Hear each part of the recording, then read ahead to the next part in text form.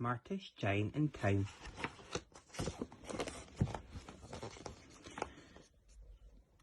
George was a giant, the scruffiest giant in town. He always wore the same pair of old brown sandals and his same old patched-up gown. "I wish I wasn't the scruffiest giant in town," he said sadly. But one day George noticed a new shop. It was full of smart clothes, so he bought a smart shirt, a smart pair of trousers, a smart belt, a smart stripy tie, some smart socks with diamonds on the sides, a smart pair of smart shiny shoes. "Now I'm the smartest giant in town," he said proudly.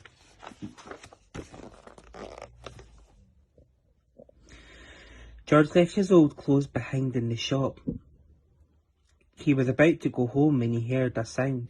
On the pavement stood a giraffe who was sniffing sadly. "What's the matter?" said George. "It's my neck," said the giraffe. "It's so very long, so very cold. I wish I had a long scarf. A nice long warm scarf." "Cheer up," said George, and he took off his stripy tie. It didn't match my socks anyway," he said, as he wound it round and round the giraffe's neck.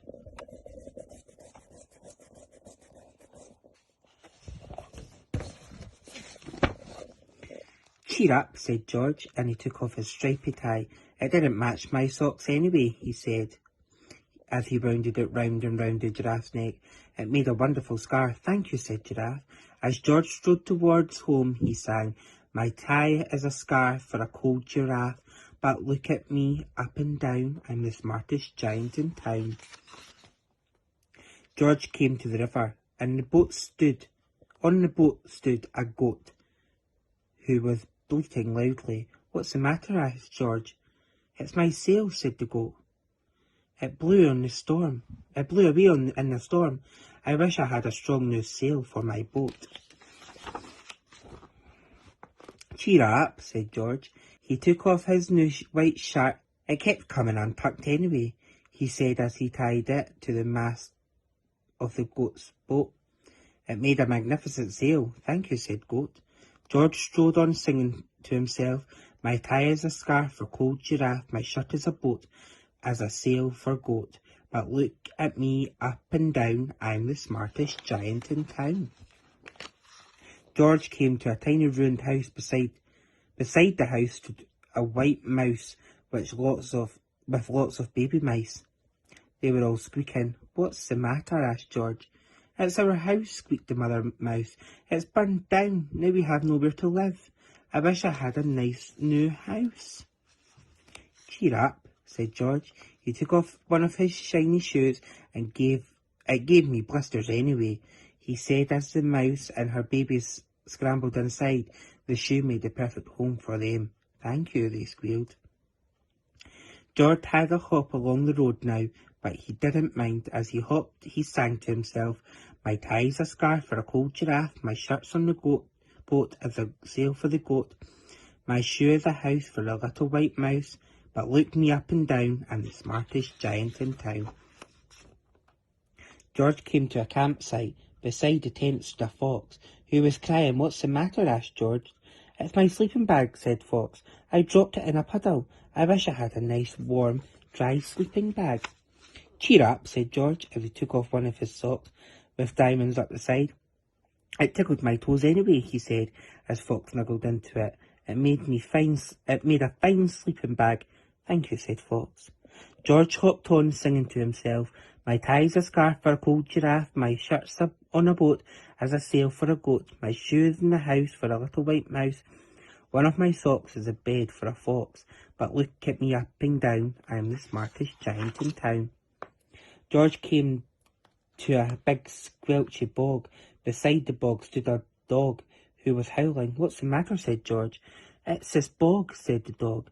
"I need to get across, but I keep getting stuck in the mud. I wish there was a safe dry patch." "Cheer up," said George. And he took off his smart new belt. "It was squashing my tummy anyway," he said, as he laid it down over the bog. "It made an excellent path." "Thank you," said Dog. The wind started to blow, but George didn't mind. He hopped on, singing to himself, My tie is a scarf for a cold giraffe, my shirt is on a boat as a sail for a goat, my shoes as a house for a little white mouse, one of my socks is a bed for a fox, my belt helped a dog who was crossing the bog, but my trousers are falling down. I'm the coldest giant in town.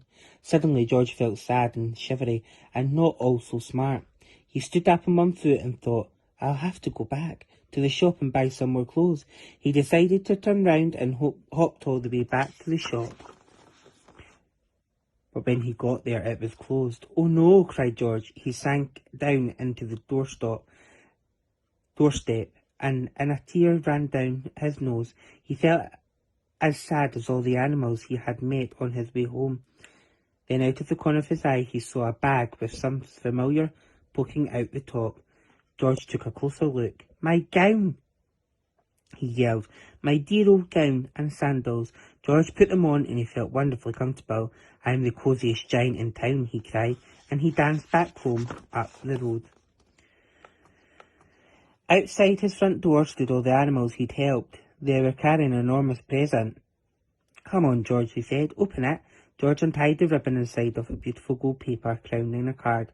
And look inside the card, George, said the animal.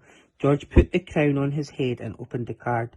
Inside it said, your tie is a scarf for a cold giraffe, your shirt is on a boat as a sail for a goat, your shoe is a house for a little white mouse, one of your socks is a bed for a fox, your belt helped a dog who was crossing a bog, so here is a very fine crown to go with the sandals and gown for the kindest giant in town. The end.